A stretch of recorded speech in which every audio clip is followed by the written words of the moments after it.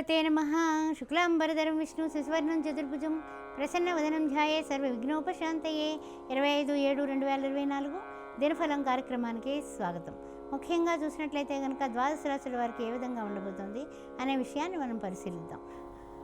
చూసినట్లయితే అశ్విని భరణి కృత్తిక మేషరాశి వారికి స్వాగతం. ఏ విధంగా ఉండబోతోంది ఈరోజు అని ఆలోచించినట్లయితే కనుక కొన్ని విషయాల్లో కొంచెం ఆలోచన అన్ని విధాలా కూడా ఒక కొలిక్కి వచ్చి ఇంటా బయట గెలిచి అన్ని విధాలా కూడా కోర్టు వ్యవహారాల్లో ఏమిటి కొన్ని రంగాల్లో ఏమిటి మీరు ముందుకు వెళ్ళడానికి గాను మీరు చేసేటటువంటి ప్రయత్నాలు ఫలించి ముందుకు వెళ్ళే అవకాశాలు బాగా కనిపిస్తున్నాయి. వివాహాది శుభకార్య నిమిత్తం మీరు చేసే ప్రయత్నాలు ఒక కొలిక్కి వస్తాయని చెప్పొచ్చు.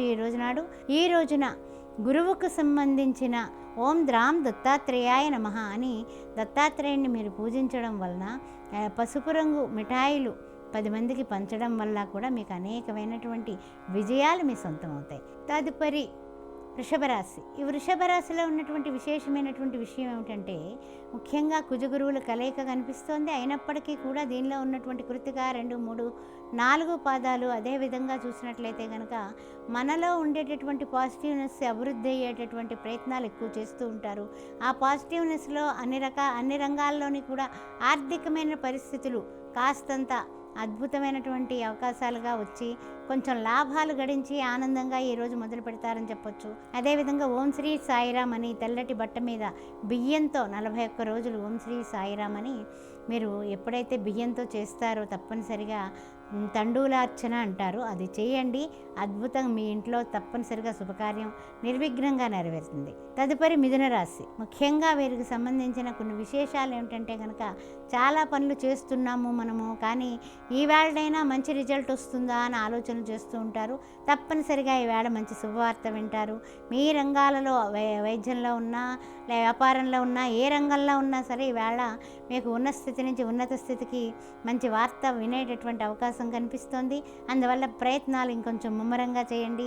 ఆర్థికంగా కూడా చాలా బాగుంది ఈవేళ రోజున.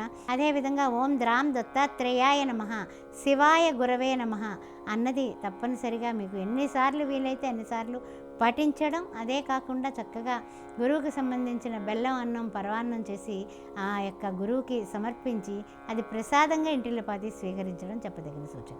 తదుపరి కర్కాటక రాశి. చూసినట్లయితే ముఖ్యంగా అన్ని విధాల అనారోగ్య పరిస్థితులన్నీ కూడా పోతాయి. ఆరోగ్యంగా కొంచెం మంచి పరిస్థితులకి మీరు రావడం జరుగుతుంది. అదేవిధంగా కాస్తంత ఓపిక వచ్చిన తర్వాత ఏ విధంగా మనం లగ్జరీస్కి సంబంధించి ఏదైనా సరే బట్టలు కానీ నగలు కానీ కొనాలి ఈవేళ, లేకపోతే బంగారం కొనాలి అనే ప్రయత్నాలు కూడా చేస్తారు.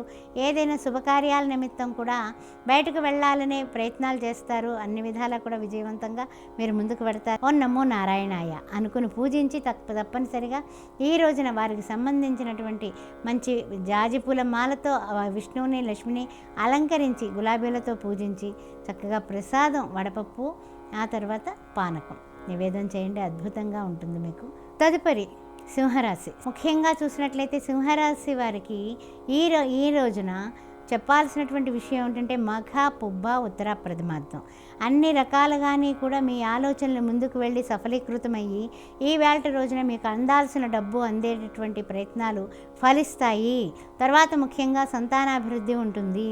ఆరోగ్యం బాగుంది, కానీ ఆరోగ్య విషయంలో కొంచెం అజాగ్రత్త మాత్రం తగదు సుమా. ఆ విషయాన్ని గుర్తుపెట్టుకోండి. వినాయకుడికి కుడుములు ఉండ్రాళ్ళు ఏ ఒక్కటైనా సరే నైవేద్యం పెట్టి అది 10 మంది పిల్లలకు పంచండి. అద్భుతంగా ఉంటుంది మీకు. తదుపరి కన్యారాశి. ఈ కన్యారాశి వారికి కొన్ని రంగాలలో ముందుకు దూసుకు వెళ్ళినప్పటికీ కూడా కాస్తంత కొన్ని విషయాల్లో మనకి ఆపోజిట్గా అంటే ఏదన్నా జీవిత భాగస్వామి కానీ ఆ తర్వాత చెప్పాలంటే వ్యాపారంలో భాగస్వాములు కానీ వాళ్ళ ఆలోచనకి మన ఆలోచనకి కూడా సమతుల్యత కలగక చిన్నగా విభేదంగా కొంచెం తర్కించుకోవడం అనేది వేళ వస్తుంది. కానీ మీరు తగ్గి ఉంటే మీరే విజయం సాధిస్తారు. ఓం సాం శరవణ భవ అనే బీజాక్షరాలతో 108 సార్లు పూజించి సుబ్రహ్మణ్యేశ్వర స్వామిని తప్పనిసరిగా వడపప్పు పానకం నువ్వులుండలు నైవేద్యం పెట్టి 10 మంది పిల్లలకు పంచండి. అద్భుతంగా ఉంటుంది మీకు. తదుపరి తులారాశి. తులారాశి వారికి ఇదివరకటి కన్నా కూడా మానసికమైనటువంటి ప్రశాంతత చక్కగా కుదురుతుంది. అయితే ఏమిటంటే కనుక ఏదైనా సరే ఎక్కడి నుంచైనా సరే ఎవరైనా సరే పనులు పురమాయించినప్పుడు మేము చేసేస్తాం, మేము ఉన్నాము మీకు అని మీరు వాగ్దానాలు చేయడం ప్రస్తుతం ఆపండి. ఆపినట్లయితే మీరు అన్ని విధాలా కూడా ఇంటా బయట కూడా గెలిచిన వాళ్ళు అవుతారు. లేకపోతే ఆ పని సమయానికి చేయకపోతే నిందలు నిష్ఠూరాలు మీకు వచ్చే సూచనలు కనబడుతున్నాయి. ఆ విషయంలో జాగ్రత్తగా ఉండండి. స్వప్నకాలే పఠన్నిత్యం ఎత్రకాలే విశేషత తస్య మృత్యు భయం నాస్తి సర్వత్ర విజయభవేత్. ఈ యొక్క ఆంజనేయ స్వామి పూజ వల్ల మీరు అన్ని విధాల విజయం సాధిస్తారు. తదుపరి వృశ్చిక రాశి. ముఖ్యమైనటువంటి విషయం ఏంటంటే కనుక ఈ యొక్క ఆలోచన విధానంగా ఎంత ముందుకు వెళ్ళాలన్నా కూడా మానసికంగా కొంచెం అధైర్యానికి లోనవ్వడం అనేది ఈ వృశ్చిక రాశి వారికి ఈరోజు కనిపిస్తోంది. మీ ధైర్యమే మీకు శ్రీరామ రక్ష అని అనుకొని మీరు ముందుకు వెళ్ళండి. తప్పనిసరిగా శ్రీరామ రక్ష స్తోత్రం చేసుకోవడం అనేది చెప్పదగిన సూచన. పోనీ నాకు అంత కష్టం అండి, అంత నేను చేయలేను, మేము ఉద్యోగస్తులం, మేము సాఫ్ట్వేర్లం అని అనుకున్నట్లయితే తప్పనిసరిగా మీరు శ్రీరామ జయరామ జయ జయరామ ఏ పనికి పెడుతున్నా సరే ఒక 5 సార్లు అనుకుని బయలుదేరడం చాలా మంచిది. అప్పుడు కానీ ఆ పని విజయం కలగదు.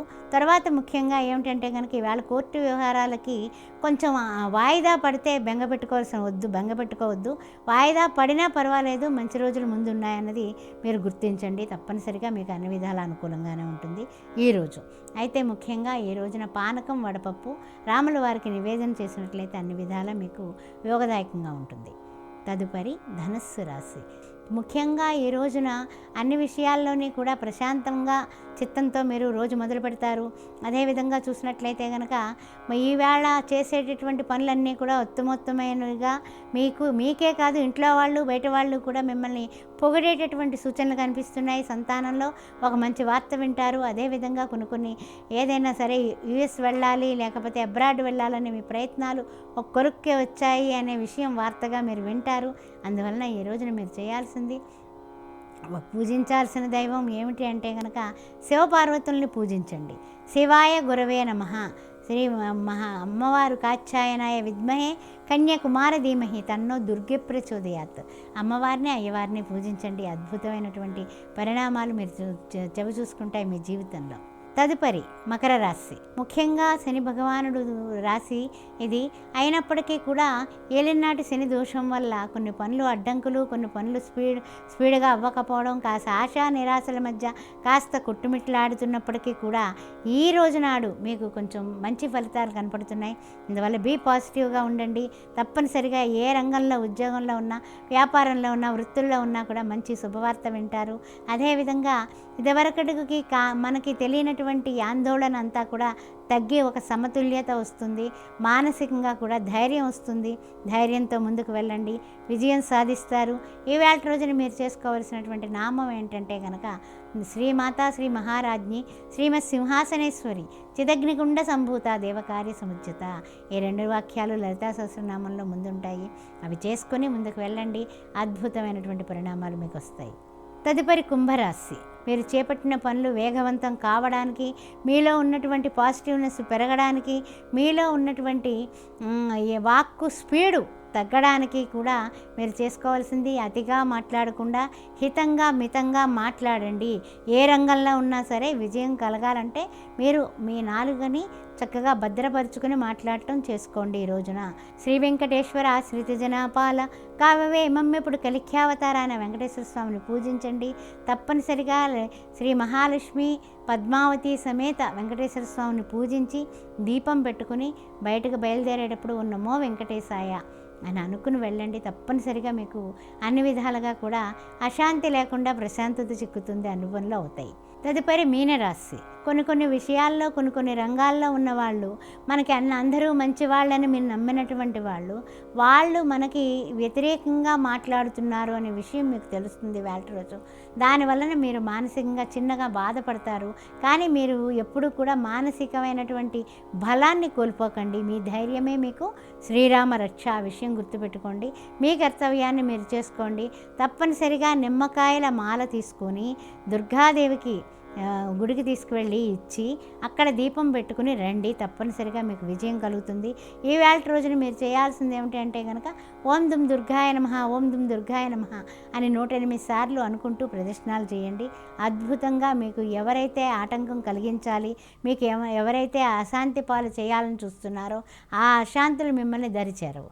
శ్రీమాత్రే నమః.